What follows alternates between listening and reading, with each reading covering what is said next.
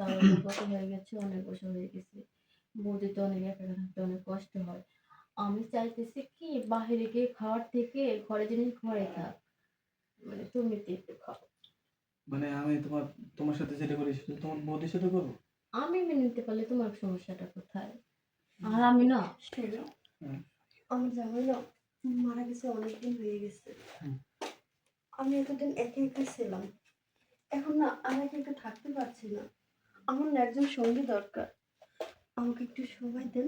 বৌদি মানে যা চাইবেন তাই পাবেন। যাই হোক, আমি তো ওকে ভালোবাসি, দেখেন ও যেহেতু বলছে আমি আপনার উপকার করব, আপনি যা বলেন সেটা শুনবো, কিন্তু আমি কিন্তু ওরে ভালোবাসি, হ্যাঁ, ওর কথাই আমি। ভালোবাসাটা অন্যরকম আর এনজয়ের বিষয়টা হচ্ছে অন্যরকম। ভালোবাসা থাকবে মনে আর এনজয় থাকবে দেহে। দেহের ভালোবাসাটা একটু আলাদা, মনের ভালোবাসাটা আমাকে দিয়ে। ঠিক আছে, তুমি যেহেতু বলছো তাহলে কাজটা শুরু করি। হুম। আহ, আগে হাজার টাকা আগে করবে আমাকে নাকি বৌদিকে? তোমার তো সবসময় করি, আগে তোমার বৌদিরে বিদায় করি, তারপর তুমি আর আমি। ঠিক আছে? আচ্ছা ঠিক আছে।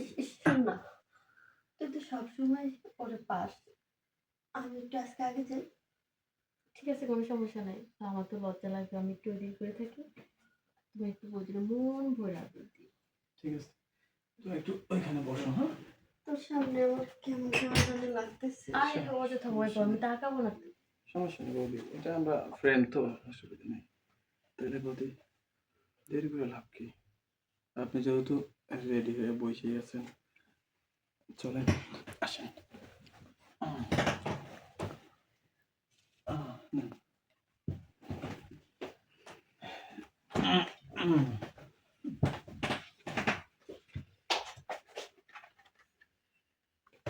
বৌদি, হ্যাঁ, হ্যাঁ, আপনি তো একেবারে পুরো আপনার ননদের মতোই, মানে অনেক সুন্দর, মনে হয় কি অবিবাহিত মেয়ে। হুম, আমার জামাইটা অনেকদিন হলো মারা গেছে তো, হুম, এতদিন কোনো পুরুষের স্পর্শ পাই নাই। হুম, আজকে প্রথম আপনার স্পর্শ পেলাম। হুম। ভালো লাগতেছে? হ্যাঁ, ভালো লাগতেছে, অনেক ভালো লাগতেছে। তাই নাকি?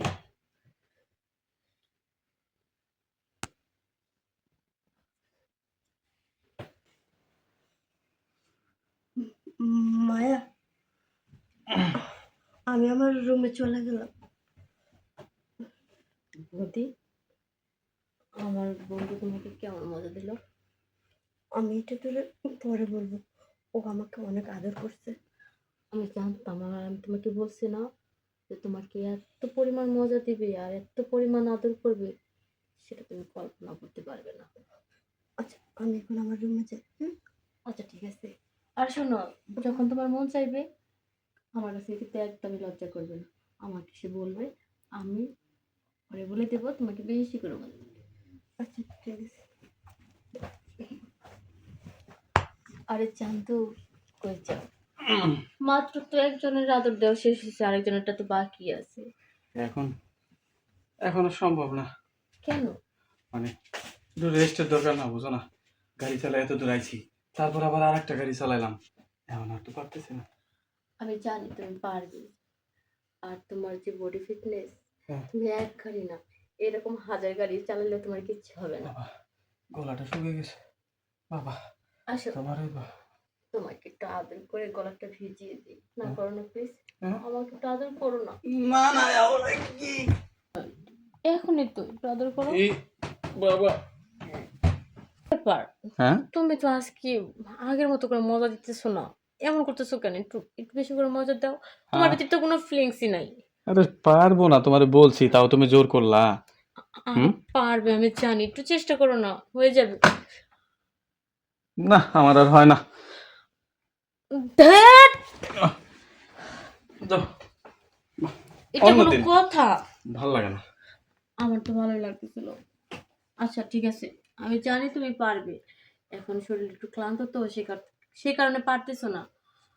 আমি তোমার জন্য হাঁসের ডিম গরুর দুধ নিয়ে আসি। হুম, তুমি 10 মিনিট রেস্ট নাও।